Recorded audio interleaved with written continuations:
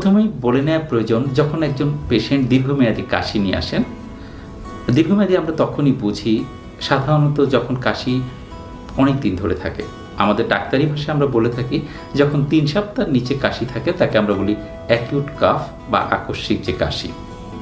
যখন 8 সপ্তাহের বেশি থাকে তখন এটাকে আমরা বলি ক্রনিক কাফ বা দীর্ঘমেয়াদী কাশি।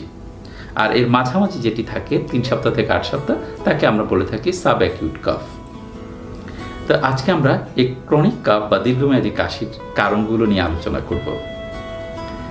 একজন পেশেন্ট যখন দীর্ঘমেয়াদী কাশি নিয়ে আসেন তখন আমরা কয়েকগুলো প্রশ্ন তাদের কাছে জানতে চাই যে আপনার কাশিটি কখন বেশি হচ্ছে, সকালে না মাঝরাতে নাকি সারাক্ষণই আপনার কাশি থাকছে, বা কাশি থাকলেও তীব্রতাটা কখন বেশি হচ্ছে, কাশির সাথে এটি কি আপনার শুষ্ক কাশি বা ড্রাই কাফ কিনা, নাকি কাশির সাথে আপনার স্পুটাম বা